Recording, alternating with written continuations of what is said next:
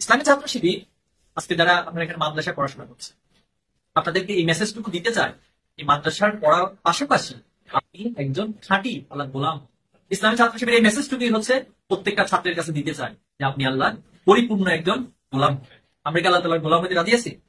আর যদি আল্লাহ গোলাম না হয় আল্লাহ কোনো ক্ষতি হবে? ক্ষতিটা কার হবে? আমার নিজের হবে। আমাকে আল্লাহ তাআলা জান্নাত থেকে ফেলছে, আল্লাহ তাআলা আমাকে জাহান্নামের দিকে ঠেলে দিবে যদি আমি আল্লাহ গোলামি পরিপূর্ণ করি। এটা আল্লাহ তাআলা প্রত্যেকটা ছাত্রকে আল্লাহ তাআলা গোলাম বানাবো, আল্লাহ তাআলা সন্তুষ্টি করতে চান। পাশাপাশি তাদের যে ক্যারিয়ার রয়েছে, সমাজকে পরিচালনার জন্য তাদের যে একাডেমিক যোগ্যতা রয়েছে, সেই যোগ্যতাগুলোকে আল্লাহ তাআলা দিক বিজয়ের জন্য গড়া চাই খোলা পায়ে রাশেদার রাজ, গড়া চাই খোলা পায়ে রাশেদার রাজ, আলোকিত কাফেলার রাহবার যারা, মন খুলে কান খুলে শুনে রাখো তারা। আসসালামু আলাইকুম। আল্লাহ তাআলার সুমহান দ্বীনের দাওয়াত ইসলামী ছাত্র শিবির কতটা সুন্দর করে স্মার্টলি মানুষের মাঝে প্রচার করতে পারে, ইসলামী ছাত্র শিবিরের সেক্রেটারি জেনারেলের এই বক্তব্যটি, এই দাওয়াতি কাজটি না দেখলে আপনারা বিশ্বাস করতে পারবেন না কত স্মার্টলি মানুষের মাঝে, ছাত্রদের মাঝে মাদ্রাসায় ঢুকে দাওয়াতি কাজ করছে ইসলামী ছাত্র শিবিরের কেন্দ্রীয় সেক্রেটারি। আসসালামু আলাইকুম ওয়া রাহমাতুল্লাহি ওয়া বারাকাতুহু। ওয়া আলাইকুম আসসালাম। ভালো আছেন? আলহামদুলিল্লাহ। পাক্কা ভালো আছেন?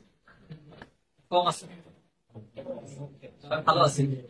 আলহামদুলিল্লাহ, শুকরিয়া আদায় করছি। আল্লাহ তাআলা আমাদেরকে ভালো রেখেছেন এবং চমৎকার পরিবেশে মূলত আপনারা ক্লাস করছেন। ক্লাসের মাঝখানে আমরা একটু সময় নিচ্ছি, আমাদের কাছ থেকে কষ্ট নিচ্ছি। তো আমাদেরকে আল্লাহ তাআলা সৃষ্টি করেছেন কি জন্য, কে বলতে পারো?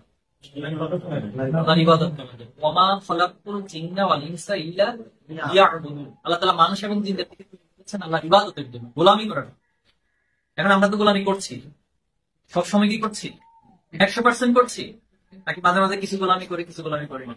যেমন আল্লাহ তাআলা জুমার নামাজের আদেশ দিয়েছেন, ঠিক আমরা আলহামদুলিল্লাহ সুন্দর পাঞ্জাবি পরে, সুন্দর টুপি লাগিয়ে, সুন্দর আতর মেখে আমরা জুমার নামাজে যাচ্ছি। কিন্তু আল্লাহ তাআলা যে ফজরের নামাজটা ফরজ করেছেন, এটা কি আমরা সকল মুসলমানরা মানতে পারছি অনেক সময়? তাহলে ইবাদত কি 100% হচ্ছে? হচ্ছে না।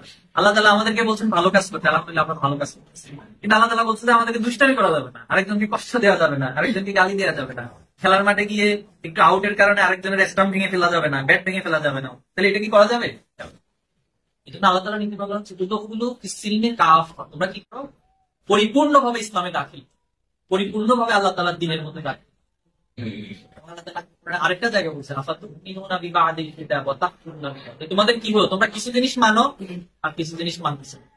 ইসলামী ছাত্র শিবির আজকে যারা আপনারা এখানে মাদ্রাসায় পড়াশোনা করছে, আপনাদেরকে এই মেসেজটুকু দিতে চাই, এই মাদ্রাসার পড়ার পাশাপাশি আপনি একজন খাঁটি আল্লাহ গোলাম। ইসলামী ছাত্র শিবির এই মেসেজটুকুই হচ্ছে প্রত্যেকটা ছাত্রের কাছে দিতে চাই যে আপনি আল্লাহ পরিপূর্ণ একজন গোলাম। আমরা কি আল্লাহ তাআলার গোলাম হতে রাজি আছি? আর যদি আল্লাহ গোলাম না হয় আল্লাহ কোনো ক্ষতি হবে? ক্ষতিটা কার হবে? আমার নিজের হবে। আমাকে আল্লাহ তাআলা জান্নাত থেকে ফেলছে, আল্লাহ তাআলা আমাকে জাহান্নামের দিকে ঠেলে দিবে যদি আমি আল্লাহ গোলামি পরিপূর্ণ করি। এটা আল্লাহ তাআলা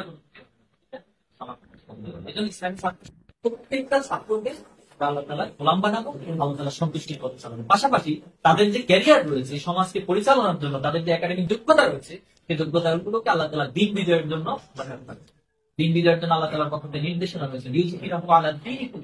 এর মধ্যে অনেক মতাদর্শ রয়েছে, সেই মতাদর্শের উপরে কার দিন বিজয় হবে? আল্লাহ তাআলার পক্ষ থেকে যে দিন, ইসলামকে বিজয়ী করতে হবে।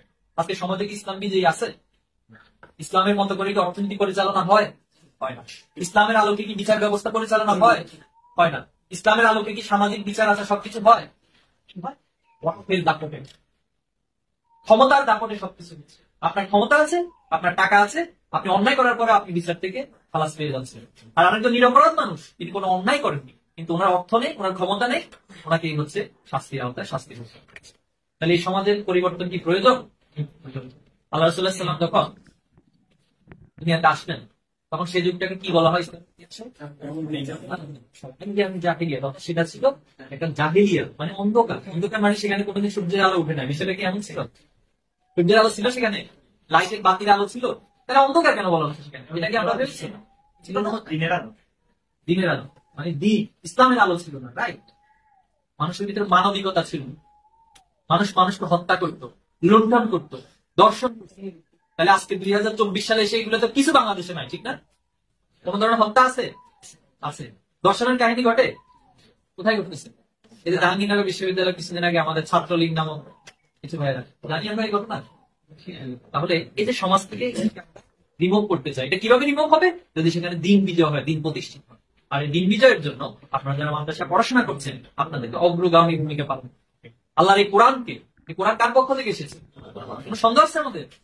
তাহলে আল্লাহ তাআলার পক্ষ থেকে এসেছেন। আল্লাহ তাআলা আমাদেরকে কোরআনের আইনকে সমাজে বাস্তবায়ন নির্দেশনা দিয়েছেন। তাহলে যিনি নির্দেশনা দিয়েছেন তিনি কে? লিল্লাহি মুলকুস সামাওয়াতি ওয়াল আরদ। এই পৃথিবীর সমস্ত জিনিসের মালিক হচ্ছে কে? আল্লাহ। এই সমাজটা কার কথা মতো চলা উচিত? আল্লাহ তাআলার নির্দেশনা, আল্লাহ তাআলার আইনের আলোকে, কোরআনের আইনের আলোকে চলা উচিত। এই জন্য ছাত্র শিবির আপনাদেরকে সেদিকে উৎসাহিত করছে, সেদিকে আমরা সকলে মিলে যদি সেই প্রচেষ্টাটা চালাই। আমি একা একা চালালে অনেক সময় পারবো না। আমি একা একা যদি কাউকে অন্যায় কাজে নিষেধ করি, আমাকে সে মানবে না। কিন্তু আমরা যদি সামষ্টিক ভাবে, সম্মিলিত ভাবে সমাজ থেকে অন্যগুলোকে দূর করার জন্য চেষ্টা করি, তাহলে সেখানে আমরা সফল হওয়াটা আমাদের সহজ হবে। তাহলে আমরা ছাত্র শিবিরের পক্ষ থেকে আপনাদের, যারা মেধাবী, যারা ছাত্র, যারা পড়াশোনা করছে, আপনি নিজেকে সেভাবে করে তৈরি করবেন। আপনি যেমন সমাজে ভালো ছাত্র হবেন, শিক্ষা প্রতিষ্ঠানে ভালো ছাত্র হবেন, আপনি বাবা মায়ের কাছে সবচেয়ে ভালো একজন সন্তান হবেন। আপনি আপনার সমাজের মানুষের কাছে সবচেয়ে একজন ভালো মানুষ হিসেবে পরিণত হবেন। খেলার মাঠে যাবেন, সবচেয়ে ভালো ছেলেটা কি? সবচেয়ে ভালো খেলোয়াড় কি? শুধু ছক্কা মারা খেলোয়াড়, শুধুমাত্র গোল দিবেন, এটা আপনার খেলোয়াড়ের বৈশিষ্ট্য না। বরং মানবীয় বৈশিষ্ট্য থেকে আপনারা সবার উপরে চারিত্রিক একটা প্রভাব তৈরি করতে পারবেন। সেটাই হলো আপনার সেই ভালো তাহলে আমরা এইভাবে করে ভালো হতে চাই। এই সমাজটা পরিবর্তন হোক আমরা চাই। এই সমাজে আল্লাহর বিধান প্রতিষ্ঠিত হোক আমরা চাই। চাই শুধু বসে থাকবো না, কাজ করতে হবে। কাজ করার প্রথম পদক্ষেপ হিসেবে নিজের জায়গা থেকে নিজেকে তৈরি করতে হবে। আর আমার বন্ধুদেরকে, আমার প্রতিবেশীদেরকে, আমার যারা ক্লাসমেট, সবাইকে সেই ভালো জায়গায় নিয়ে আসার জন্য দাওয়াত দিতে হবে। পারবো আমরা? সবাইকে ধন্যবাদ জানাচ্ছি। সবাই কষ্ট করে, অনেক কষ্ট করে কথাগুলো শুনেছেন, আপনাদের সময় নিয়েছি। আপনাদের জন্য কিছু গিফট আছে। কিশোর কণ্ঠ পড়েন, এটা কে কে নিয়মিত পড়েন? হাত তুলুন তো। কিশোর কণ্ঠ, হ্যাঁ এসব পড়েন না? কি পড়েন তাহলে? বেস্ট পড়েন নাকি? এই বই আপনার কাছে একটা বই, ওইটা পড়েন। কি করেন? প্রচুর পড়তে হবে। এটা সমাজকে পরিবর্তনের জন্য একটু আগে বলছেন না চাই, তাহলে চাওয়ার কথা আলোকিত কাফেলার রাহবার যারা, আমরা কিছু নিয়ে খুলে কান খুলে শুনে রাখো তারা।